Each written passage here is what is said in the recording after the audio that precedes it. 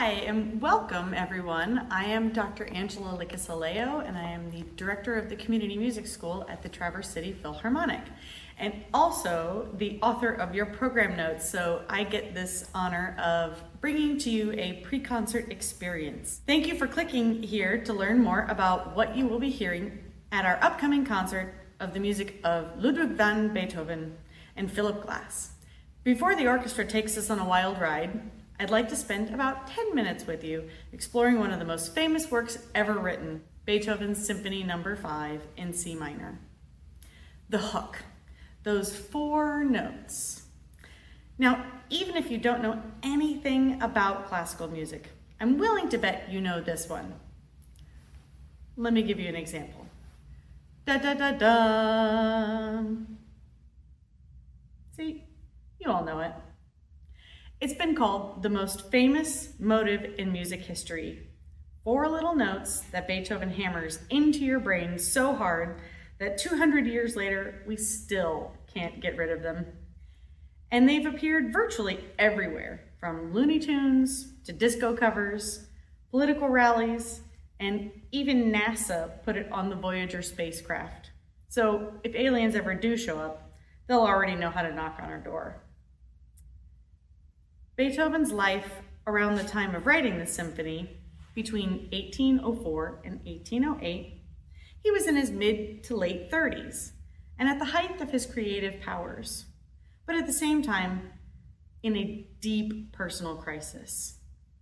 His hearing was deteriorating rapidly, and imagine the frustration. You're the most celebrated composer of your time, and you can't hear your own music the way you once could. For most of us, that would feel like the end.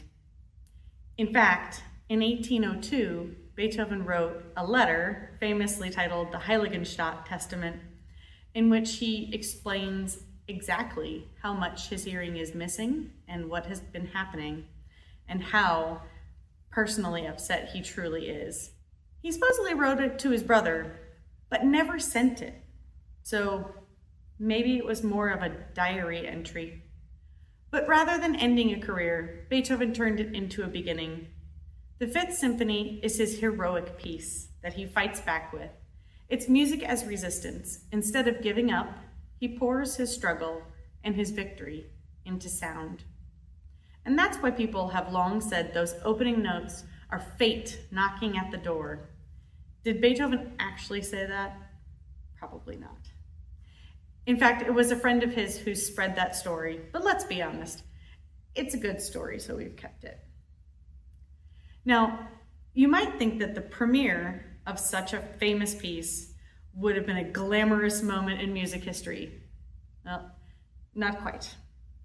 It was December 1808 in Vienna. The concert lasted over 4 hours, and the theater had no heating. People sat there shivering while Beethoven unleashed an avalanche of new music. The program included not only the premiere of the Fifth Symphony, but also the Sixth Symphony, the Fourth Piano Concerto, a brand new choral piece, and some improvised piano playing.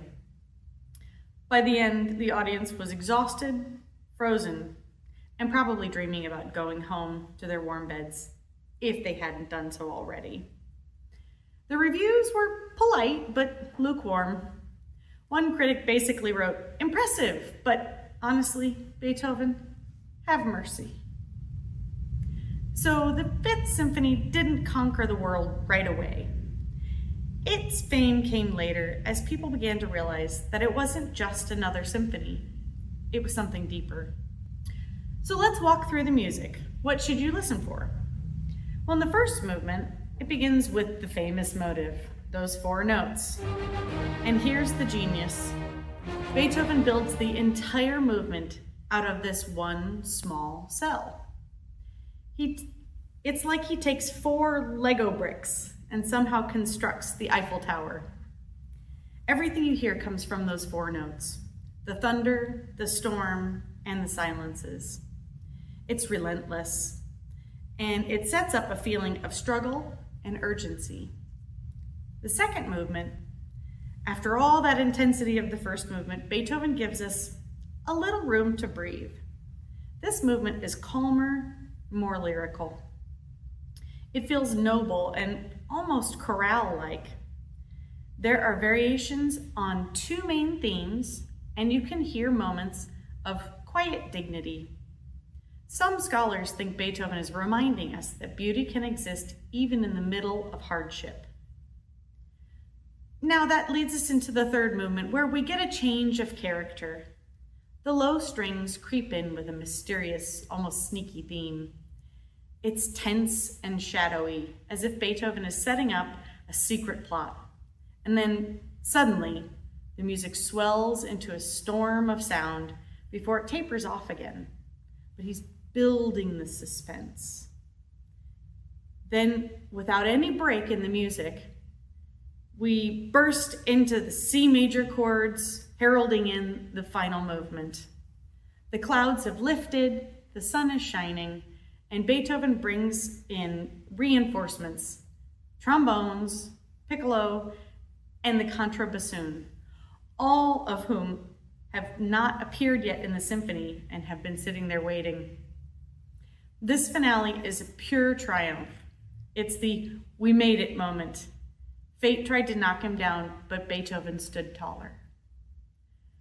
So why 2 centuries later do we still play it? Still talk about it? Still get chills when we hear it? Because it's not just brilliant music. It's a story of struggle, perseverance, and ultimately victory. And that story never gets old. That's why this symphony has been embraced by so many movements throughout history. During World War II, the Allies even used the opening motive as a symbol of resistance because the rhythm, short, short, short, long, matches the Morse code for the letter V for victory. So Beethoven's notes weren't just heard in the concert hall. They've become part of world history. In this concert, as you listen, pay close attention to how those 4 notes echo through the entire work. Sometimes they're bold and loud, and sometimes they're quiet and disguised, but they're always there, like fate, like struggle, like persistence. And when that blazing finale arrives, imagine Beethoven himself as standing on the stage and shouting, "I faced darkness and have won." That's why this piece still speaks to us.